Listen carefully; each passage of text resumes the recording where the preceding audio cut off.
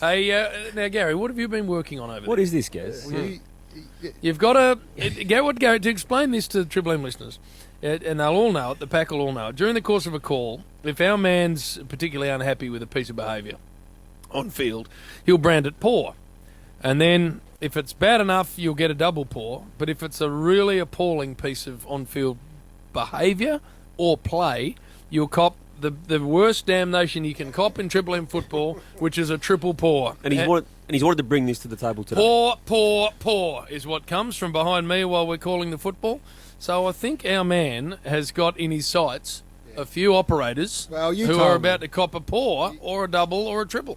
I've got three. There's a single poor. I've got one for a double poor, and then there's the ultimate poor. This is the first running of this. The first poor goes to our man Duke. And Luke Darcy, yes, who called the footy on Thursday night yep. over there, and he had this to say about an incident involving Adam Goods. So let's have a look at this again, Richie. Leaves the ground, makes high contact with Joel Selwood. Selwood's down, and then he goes over us and says, "Look, I'm sorry, Sel, didn't mean to do that." By the letter of the law, he's in trouble, but I hope this is where common sense applies, because the case he lands for is jumping for the footy. I think he didn't mean to make head-on contact. Oh, that's how we're going to adjudicate from now on, Duke. Just common sense. We'll go, okay. Yeah. Australian of the Year. Yeah, Australian of the Year. We'll roll him out. I didn't mean to make head high. Doesn't matter, Duke. Poor by you. Poor. He gets a single paw. Single paw. Just a nice little start. This second one is... This pains me to say this. Our great mate Hutchie. Now, Gary, I want to ask you something about Hutchie. Can I interrupt the paw? This is the first running of the paw. Can I interrupt or not? All right, then. Now, I know the reason I can say this confidently on air is I know it's not true. We don't. What are you going to say? Well, I'm going to go with it. Because our man would not tip into this, and that's why I know it's not true. But I was told, someone told me that he's been muzzled. That's it. Someone told me that the bosses at the station he works at have gone into him and said, you are not allowed to pick off other people who work on this station. That's right. You're not allowed to mention them, not allowed to mention their show. That's it. And therefore, the reason I know it's not true is because he is as fearless an operator in this department as anyone I've ever come across, Hutchie, and would not be muzzled. And therefore, I know what's been told to me is incorrect. Up until now, that has been absolutely the case. He lives in a robust environment, Hutchie. What? So is that true? Been muzzled. He gets it. He gives it to us, and we welcome it. Cops it back, and he gives it to us because we can cop it. We don't go running to station management and say, No. Apparently, it has come to me that the targets of his from his own station have gone and said enough is enough. No more pointing out our mistakes. So therefore, Hutchie and his mate, Pix, and Dr. Smurf, they no longer can target anyone from that station. No. True story. Gary, please. True story. True story. No, well, you listen now. If you ever do, get online and have a listen to it. And he'll target us, which we love. And perfect. But no one from the own mob now. Really? But Hutchie wouldn't cop that. He would not. He can't. No, I'm with JB. This he is wouldn't why cop that. he's getting a paw. A double paw. A double paw because paw. he's been over and Well, he's Gary, said that's it. He wouldn't cop. We spent 10 minutes today on our show, quite rightly branding the chief of fraud. That's right. One of our own. Well, if that had happened over with Hutchie, he would have got a phone call. Enough is enough. No. Pick off Chief and everyone else. Who's complained?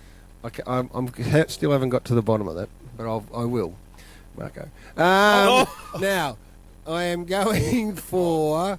How's it going, this segment? So Hutchie's got a paw. He's got a double paw. Paw. And Duke's copped a paw. Yep. So now this is the big build-up? The big build-up to the Drum roll? Yep. Do we need a drum roll? No. Okay. There's an article written in the smaller paper on a couple of days ago. Matthew Lloyd on Footy Classified 2 weeks ago asked a question about the president or chairman of Richmond. What qualification, or what, in this case it's a she, what does she do and what does she bring to the table? Very reasonable question that has been asked of many a president. It was taken in a way down a path by others that tried to drum up some sort of sexist set up and when trying to paint out Lord Owens, which I was there at the show. It was No, I saw it. What he was meaning is, what qualities does this person have that will make her a good president? Exactly. There wasn't any because it's a she. There won't be any. There wasn't any of that. No, there wasn't any of that. And Peggy O'Neill, the lady we're talking about, is eminently qualified and did an interview in the paper last week where she answered questions. Absolutely. No one needs to stick up for No. Peggy. She doesn't need people to stick up for it. She is absolutely qualified to stand on her handled own it 2 beautifully. feet. But Beverly O'Connor then went on and wrote a full-page article about Matthew Lloyd and the question that he posed, and he did exactly that. Tried to paint it as men versus women type of situation. Poor. She cops the triple A. A triple poor. She's Jim. the inaugural Triple poor. poor. Yeah. Well, Gary. And I'll tell you that I am not a sexist, as you boys well No. know. Others will say, "Oh, footy show," which uninformed wankers. And I'm happy to do that to Bev because I've got no problem. If it was a male that wrote the same thing, they would have copped a similar poor. Well, I hear what all of that's fine. I can't believe you've left the fossil out. Apologies to the Foss who went to Ordinga and on a day where Shane Crawford put his body on the line, got 6,000 people to come and watch a game of footy and inspired a team that had an average losing margin of 167 points to win. Foss made it all about himself. He tried to turn up and make it about him. Flew in on a chopper. That's it. Arrived late. In a white What suit. was he wearing? White suit to sing the national anthem. This is Duck. There's 2 sides are lined up. They've been there for 5 minutes anyway. Rather than quickly rush out onto the ground and sing the anthem and get off, then elected to jump in a golf cart and do a lap of honour The slowest lap anyone's ever seen. and had them wait out there for an extra 10 minutes. That's it. Soaked all of the me time up, and then got on and sang the national anthem. Forgot the words. Yeah. And then before the game had even begun, he was in a car driving to the airport. So I can't believe he got left out of the pause somewhere. And rang Shane halfway through the last quarter for some advice. That's and it. Croft said, "Where are you? Where are we on the hill on the side?" And he said, "I'm actually at the He's airport." in the Virgin Lounge on the way out. Not with a full pocket as well. So he was.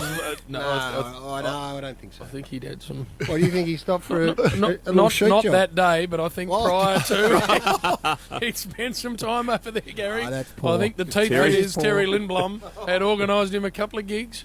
So I cannot believe the enforcer has been left out of the pause. Come on. Hey, yeah, boys. I Ben- liked it, Guess. Yeah, very nice. Yeah. I think it's Liked it. got Good. lots It's in it. Got potential. Yep. Any way we can clip our mates. Yeah, exactly right, Hutchie. You know, someone's just texted in. What? Oh, someone doesn't like the segment. Oh. After it be the a- break. Would it be the bloke that got a paw? Yeah.